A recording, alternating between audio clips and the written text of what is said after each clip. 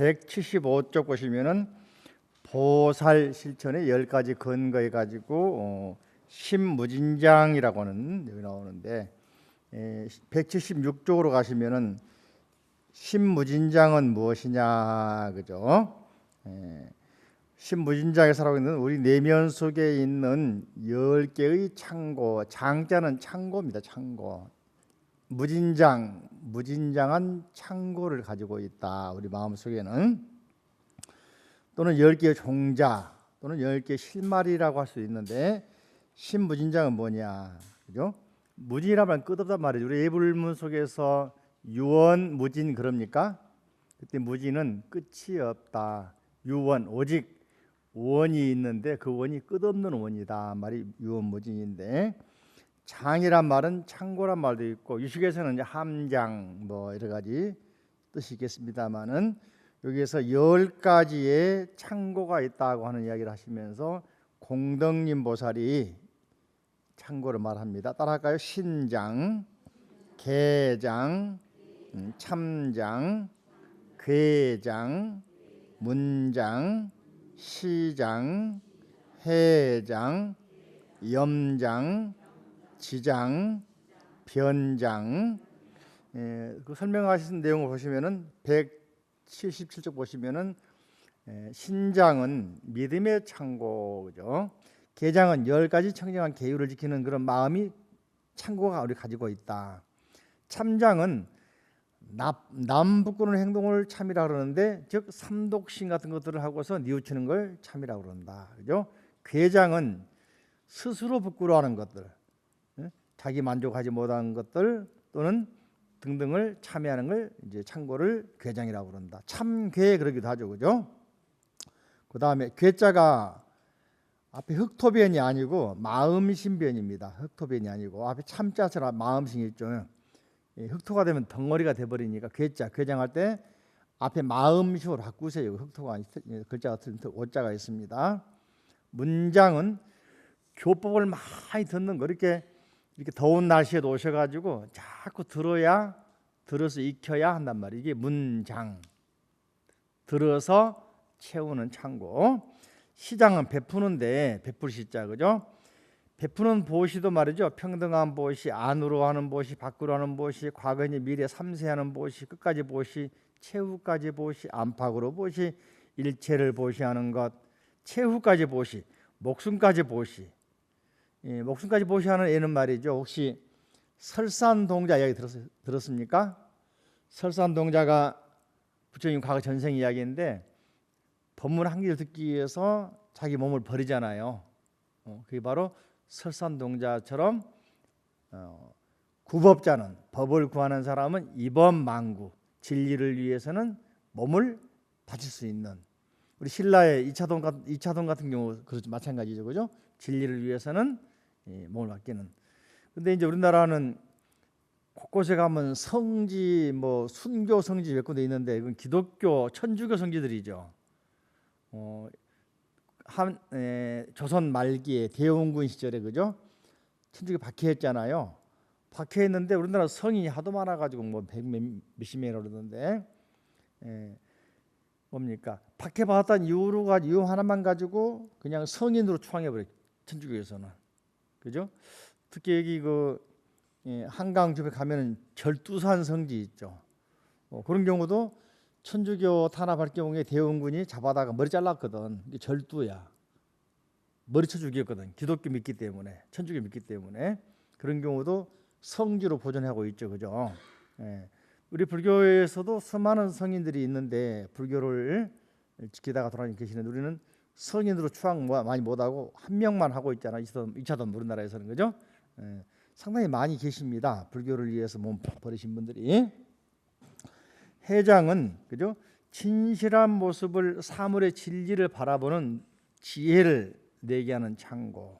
염장은 부처님 교법을 잘 바르게 나도록 지키는 그런 창고, 염장, 기억하는 창고죠. 넘겨보시면 지장은 부처님 가르침을 올바르게 지키려고 하는 그런 창고죠. 변장은 중생을 위해서 바르게 가르침을 펴는 것, 말을 잘하는 것, 법을 이해를 잘하는 것, 그죠? 이걸 이제 나중에 사무예비형 그러면 따라볼까요? 법무의 변, 의무의 변, 사무의 변. 사는 언사죠. 요설무의 변. 뒤에 다시 한번 10지에서 나오니까 이름만 말씀드리겠습니다. 다시 한번 법무의 변, 의무의 변, 말씀사자 사무의 변, 요설무의 변. 이런 변장, 변이란 말 잘한단 말이죠. 변호사 할 때 변자죠, 그죠? 이런 창고를 가지고 있다. 조금만 우리가 듣고 배우고 익히면은 얼마든지 불교를 통해서 설명을 잘할 수가 있다 말이죠. 그래서 이제 부처님께서 십행품 마치시고 나서 도솔촌으로 이제 올라갑니다. 도솔촌. 오늘 나눠드린 그 자료가 도솔촌 이야기 나와 있죠. 좀 설명을 좀 드리겠습니다. 도솔촌에 계시는 미륵부처님이 그랬는데 도솔촌에는 이제 미륵부처님이 계십니다. 그래서 혹시 여러분들 전라북도 익산에 가면 이번에 세계문화유산 됐는데 익산 미륵사지 가보셨나요? 예전에는 모를 때는 삼국유사에 나오기를 말이죠. 거기는 탑이 3개 있다. 그리고 삼금당, 법당, 금당은 법당이거든. 부처님을 금인 그러기도 하고 금선 그러기도 하고 금색이니까 초기에 이제 중국에 들어올 때도 금인 그랬어요. 또 법당, 부처님 모신 곳을 금당, 부처님이 금색이니까 금당, 삼탑 삼금당 그랬거든요. 근데 최근에 이제 발굴해 보니까 박정희 대통령 시절에 발굴했죠. 하다 보니까 탑이 반으로 하나 남아 있었죠. 그리고 그 주변은 다 논밭이었는데 그래서 삼국유사에서는 삼탑 삼금당, 그러니까 탑이 3개, 법당이 3개라고 나와 있는데 학자들이 주변에 논밭이고 탑만 하나 보이니까 탑만 하나 있는데 기록이 잘못됐구나라고 생각을 했었더랬어요. 거기 익산에 미륵사를 세운 이유는 신라하고 백제가 결혼 동맹하죠. 얼마 전에 드라마 한번 했습니다. 뭐 했을까요? 선화공주 나오는 드라마. 서동이 기억납니까? 서동이 기억 안 나요? 백제의 서동, 즉 무왕이 어려서 이름이 서동이거든. 신라로 장사로 가잖아요. 가가지고는 신라의 진평왕의 딸이 4이 있다고 그러죠. 그 중에 한 명이 선화공주고 그 중에 또 한 명이 선덕여왕이란 말이죠. 그죠? 선덕여왕이 나중에 신라 왕 되잖아요. 선덕여왕의 동생 선화공주가 서동이하고 이제 썸씽이 있다고 소문이 만나고 서동이가 노래 만들어서 이렇게 퍼뜨리잖아요. 얼러리 껄러리 하면서, 그죠? 선화공주는 뭐 야밤에 서동이하고 어떻다고 말 들어봤죠? 그래가지고는 할 수 없이 이제 서동이하고 소문 나버리니까 이웃나라 백제의 왕자지만은 그래서 둘이 딸려서 보내면서 결혼시키잖아요. 그 사람이 누구냐면은 백제의 제일 강한 시절의 무왕입니다. 근데 그 이야기 속에 이야기를 풀어보면 재밌는 말이 많이 있겠지만은 쉽게 말하면 신라와 백제가 강해지니까 신라가 조금 약할 때거든요. 잘 지내기 위해서 결혼 동맹한 겁니다. 서로가 사이를 이웃 결혼시키면서 전쟁하지 말고 잘 지내자 이렇게 서로 약속하면서 평화로운 공존시를 갖자고 하는 약속이거든. 그게 향가에서 좀 곡해가 돼가지고 재밌게 이야기 만들어지는데 그거는 서동이가 가가지고 뭐 꼬시고 그런 게 아니고 나라와 나라끼리의 정략적으로 국책에 입각해서 하도 싸움 많이 하니까 좀 쉬자. 사돈나라 아니냐. 결혼 동맹 하는 것이거든요. 이거를 이제 쉽게 말하면 라제 동맹 그러거든. 그래가지고 위로는 고구려를 대항하는 것이거든요. 그때가 여러 가지 면에서 이제 고구려는 한참 그 위에 바로 올라가면은 광개토 대항 때 얼마나 많이 막 전쟁을 하면서 확대시키면서 신라 백제를 위협했습니까? 그러니까 좀 전쟁하지 말고 하자는데 무왕이 이제 힘을 길러가지고 나중에는 합니다만은 그때 그 무왕과 선화공주가 결혼을 살면서 백제가 굉장히 강했습니다. 근데 선화공주는 신라하고 백제하고 동맹을 맺었지만은 또 끊임없이 싸웁니다. 그러니까 친정에 자주 가 못 가? 못 가. 또 적국의 나라에서 온 공주 왕비이기 때문에 대접 많이 못 받아. 그러니까 요즘 말로 하면 향수병 걸린 거예요. 근데 신앙적으로는 미륵신앙 가지고 있는 것 같아, 선왕공주가. 그래가지고는 서동 그 무왕하고 산책을 하면서 자기 꿈 이야기를 합니다. 내가 이쪽 지역을 가니까 여기에 미륵 부처님이 연못에 비추더라. 그다음 미륵사를 짓자. 그래가지고 백제에서 국가적으로, 이게 백제가 말이죠. 본래는 저기 우리 구리 쪽이 있죠. 요즘에 무슨 위례 신도시 쪽, 거기 위례성 옛날에 백제 거기 하고 두 개 나눠졌거든. 부여 쪽하고.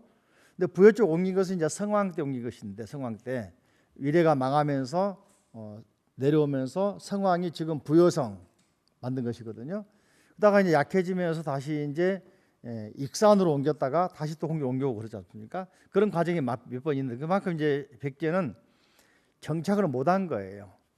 왕권. 그러다가도 문화적으로 활발해지고 커지기도 했는데, 그래서 백제는 자꾸 이제 어디로 일본 쪽하고 자꾸 동맹을 맺기 시작하죠. 그래서 일본하고 가까워지고 일본에 영향을 많이 주고 그렇습니다만은, 그때 이제 선화공주가 무왕하고 이제 같이 길을 가다가 산책하다가 연못에서 미륵 부처님이 상생하는 모습을 봅니다. 그래서 지은 절이 미륵사인데, 국가적으로 미래의 구세주, 미래의 부처님을 생각하면서 국가적으로 큰 불사를 한 곳이 미륵사. 그래서 미륵사는 국가 사찰입니다. 그죠? 그래서 이제 그렇게 있는데, 바로 그 미륵사가 뭐냐? 미륵 부처님 계신 곳이 도솔천 내원궁. 그죠? 그래서 이 미륵 부처님이 계신 곳 도솔천인데, 요 경전이 세 가지예요. 아까 삼탑 상금당 그랬죠. 미륵경, 그리고 미륵상생경, 미륵하생경. 미륵상생경은 우리가 수행을 많이 해가지고 도솔천에 태어나서 미륵 부처님 세계에 사니까 미륵상생경. 하생경은 미륵 부처님께서 미륵보살이 미륵 부처님이 되셔가지고 중생교화로 내려와서 교화하니까 하생경. 그러니까 익산에 지금 가보니까 삼탑 삼금당 자리를 다 찾아가지고 복원을 하려고 하더라고요. 다시 말하면은 이 박정희 대통령 시절에는 탑만 보고 그 주위만 생각을 했는데, 다시 학자들이 연구해 보니까 논밭을 다 물을 빼고 파보니까 성주사 나온 것처럼 삼탑 삼금당 자리가 나온 거야. 지금은 탑 3개도 세워져 있고 금당터가 이렇게 자리가 만들어져 가지고 지금 뭡니까? 발굴조사하고 있더라고요. 가게 되면은 보세요, 그죠? 그런 이야기 생각하면서, 그런 의미에서 도솔천에 계시는 미륵 부처님, 그것이 바로 10해양품을 설하는 내용이 나옵니다. 그게, 그죠? 다른 말로는 지족천 그럽니다. 지족. 알지자, 족자는 발족이 아니고 만족할 족자. 만족할 줄 아는 것, 만족시키는 것. 이제 다른 말로는 말이죠. 지족천 그러는데, 도솔 지족천 그러기도 하고 도솔천 그러기도 하고요. 여기 네온이 있어가지고 있는데, 또 이제 신라 향각에 나오는데, 신라 때는 말이죠. 신라 경덕왕 때 해가 2기가 뜬 거예요. 하나가 낮에 뜨고 하나는 밤에 뜬 거예요. 밤낮이 있어요, 없어요? 없으니까 천지가 이제 말라가는 거예요. 밤이 있고 좀 잠을 자고 해야 되는데 비도 안 오고 해만 떠버리니까 어떻겠어요?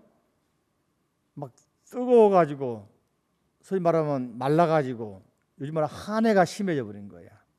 그래서 이제 어떤 전국에 유명한 사람 불러다가 다 물어봐도 모르겠다 그러는데, 어떤 한 덕높은 사람 일관이, 즉 태양을 볼 줄 아는 사람이 어떤 스님을 모셔다가, 덕높은 스님 모셔다가 제를 올리고 노래를 지어 부르면은 해가 하나 사라질 것입니다 해가지고 월명사라는 스님을 모셔다가 스님께 부탁을 해서, 월명 스님은 남산에 계신 스님인데, 이분이 또 하나 향가가 남아 있는 것이 제망매가, 제란 말은 지사 지낸단 말이고 축원한단 말이고, 망매는 죽은 누이 동생, 죽은 누이를 위해서 노래 부르는 시, 축원하는 시가 향가에 남아 있고 그래. 그러니까 두 개 남아 이분께 두 개 남아 있죠. 도솔가하고 제망매가하고.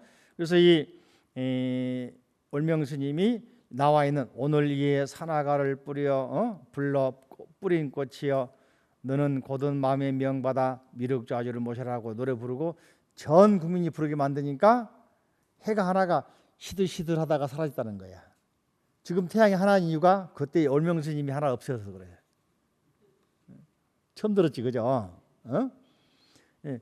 그래서 나중에 고마워가지고 왕이 말이죠, 그 스님에게 막 선물을 많이 줬습니다, 그죠? 네. 차 한 봉지하고 수정염 주었는데 그 스님이 동자승에게 준 거야. 이걸 왕이 받은 걸. 나중에 알고 보니까 남산에 있는 그죠? 네온탑 벽화에 미륵상 앞에 수정염이 놓여져 있더라. 다시 말하면 미륵스님 오셔가지고 도와주신 것이다. 이런 말도 있죠.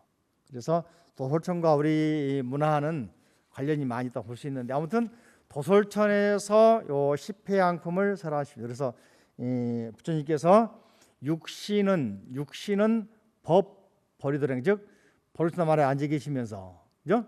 깨달음의 나무 보리수나무 있죠? 앉아 계시면서 정신세계가 어디로?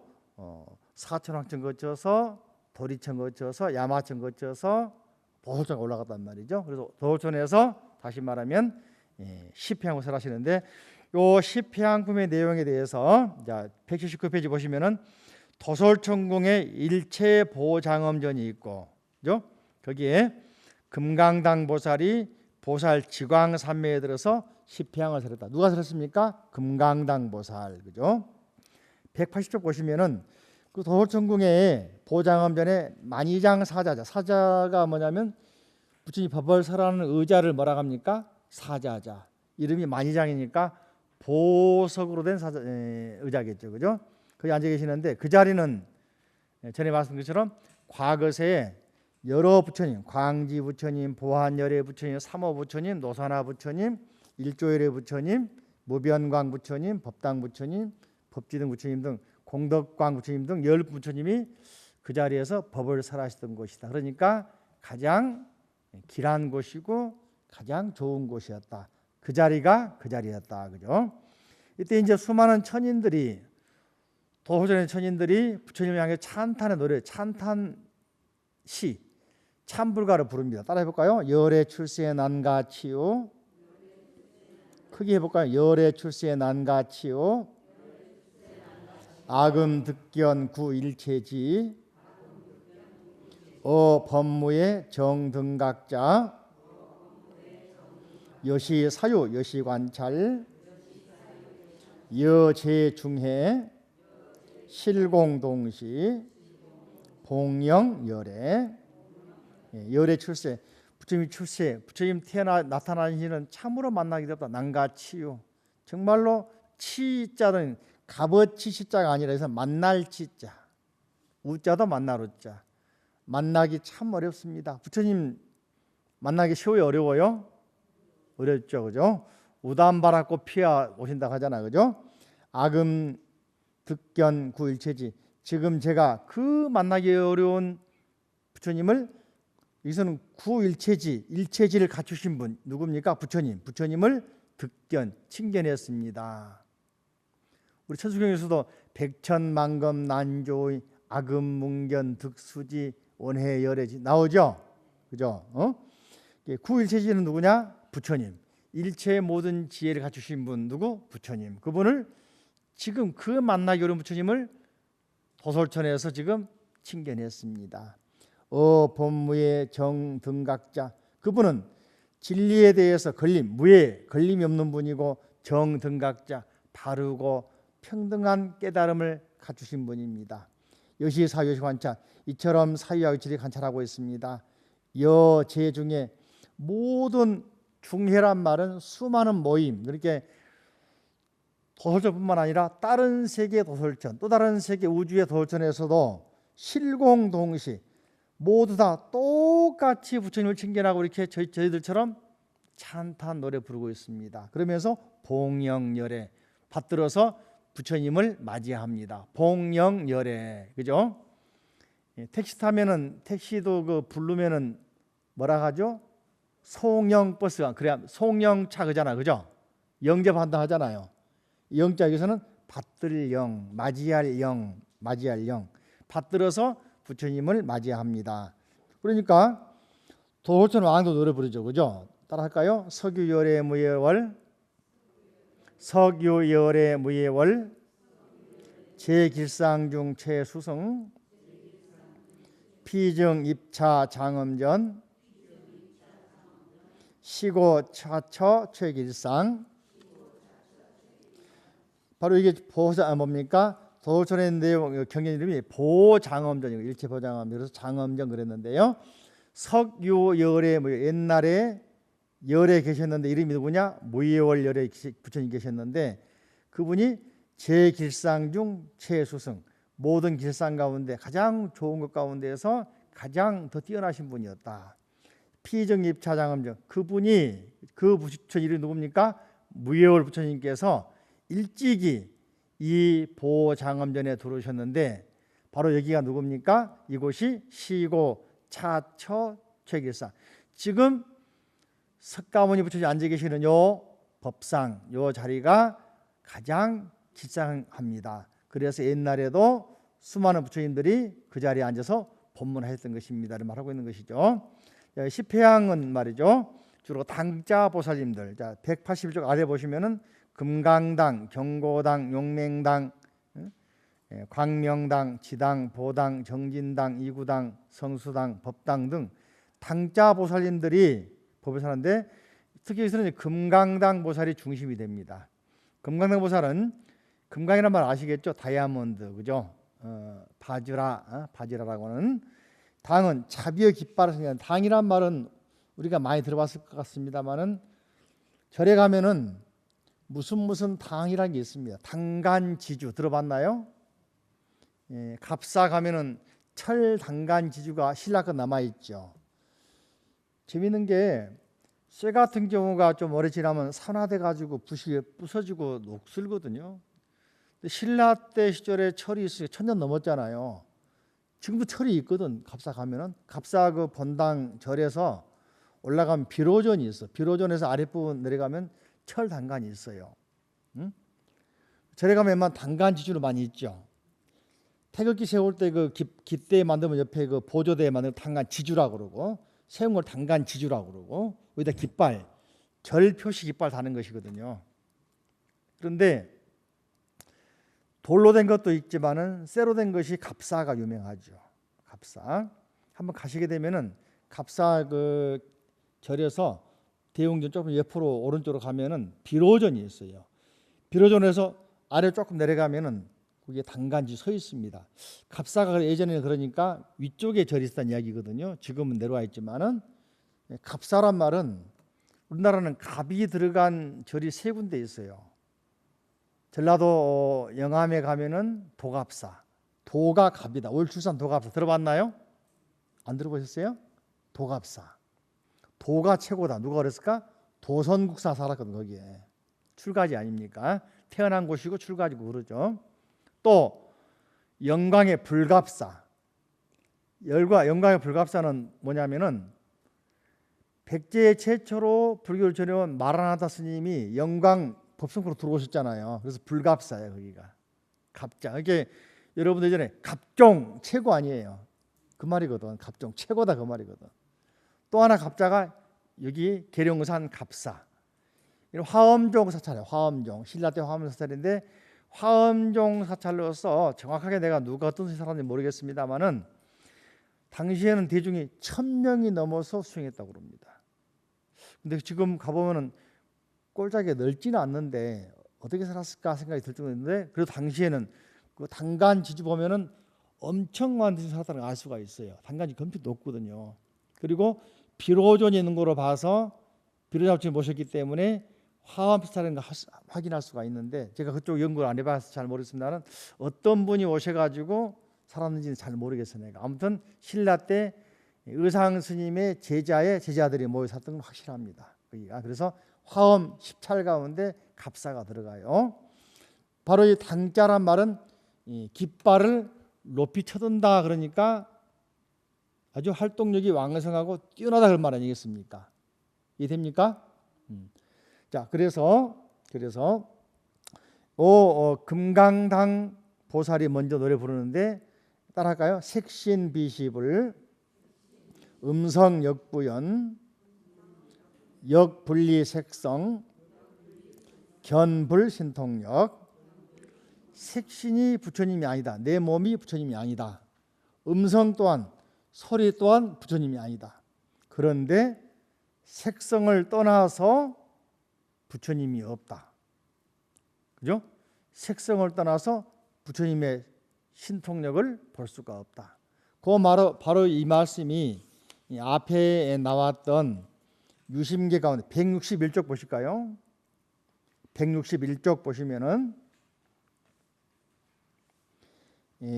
160쪽 맨 아래 보시면 심요공하사 능화제세간 오원실종생 무보유존 있습니까? 160페이지 맨 아래 보면 심요공하사 있습니까? 마음은 그림 그리는 화가 같아서 능화제세간 능이 모든 것들을 그려내지만은 오원실중생 오원도 마음 따라 일어나네. 무보유부조 마음이 만들지 못한 것이 없다네 나와 있죠. 근데 바로 그 위에 보시면 165에 보시면은 심중무체화 있습니까? 심중무체화 체화중무심 마음 속에 그림 없고 그림 속에 마음 없지만 연분리의심 마음을 떠나서 그림도 얻을 수가 없다네. 있습니까? 자, 요 내용하고 금방 읽었던 182쪽 색신비십을 색신이 부처가 아니고 음성도 부처가 아니지만은 색성, 색이나 음성을 떠나서 부처님을 볼 수가 없다네. 같은 말이죠. 이해되십니까? 자, 금강경에 나오는 야기색계나 이 음성과 시인행사 불능자 이런 부정의 논리죠. 그죠? 부정의 논리. 색을 통해서 음성을 통해서 부처를 찾으려고 한다면 못 찾는다 그러는데 화엄경에서 뭐라 했습니까? 색신은 부처님이 아니고 음성도 아니지만은 그러나 음성을 떠나서 색신을 떠나서 따로 부처가 있는 게 아니다. 이해가 됩니까? 다시 말하면은 깨닫고 보면은 보이는 형색이 그대로 다 부처님이고 들리는 음성이 그대로 다 부처님이다. 그 말이 전에 한번 소동파가 했다는 그런 그 노래 한번 설교한 일 있죠. 개성 산색 비 그죠? 기억납니까? 소동파가 교수를 마치고 이제 시름이 당겨가지고 자기가 알고 있는 절에 스님께 의탁하기 위해서 절에 이제 방문했는데 그날 따라서 그냥 비바람에 몰아치고 말이죠. 계곡에 물이 시끄럽단 말이죠. 그래서 밤새 잠을 설치고 바람 소리 물소리 때문에 설치고서 아침에 잠을 설치 못 잤는데 아침 눈을 딱 뜨고 보니까 바람 소리 물소리 새소리가 부처님 아닌 게 없더라. 그죠? 산색이 부처님 아닌 청정시로 부처님이요. 그죠? 그다음에 개성 계곡의 소리가 부처님 설법이더라. 다시 말하면 마음이 심란하고 말이지. 그죠? 할 때는 마저 귀찮아 가지고 바람 소리도 귀찮아 죽겠고 그 산새 소리 시끄럽고 밤 내리는 그 계곡 물소리 시끄러워 죽겠었는데 잠자고서 밤을 설치지만 아침에 마음을 다 바꾸고 보니까 보이는 산색이 다 부처님 모습이요. 계곡의 소리, 새소리, 물소리 전부 다 부처님 설법 아닌 게 없더라. 광장설 그랬거든. 그러니까 우리가 마음만 깨달으면 있는 그대로가 뭐다? 부처님 아닌 게 없다. 그 말이거든요.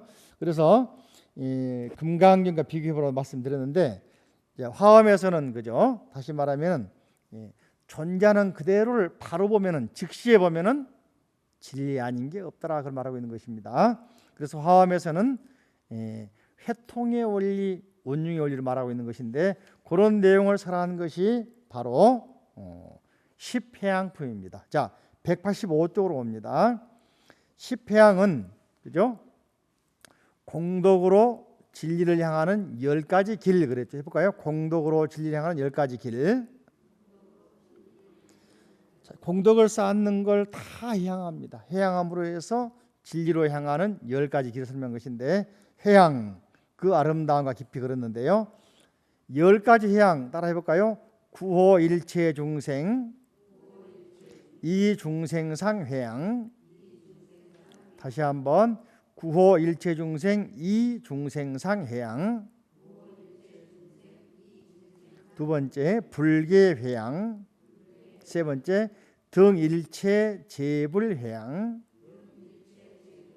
네 번째 지일체 처 회양. 다섯 번째 무진 공덕장 회양. 여섯 번째 수순 견고 일체 선근 회양. 일곱 번째 등 수순 일체 중생 회양. 열 번째 진여상 회양. 아홉 번째 무박 무착 해탈 회양. 열 번째 등 벗개 무량 회양.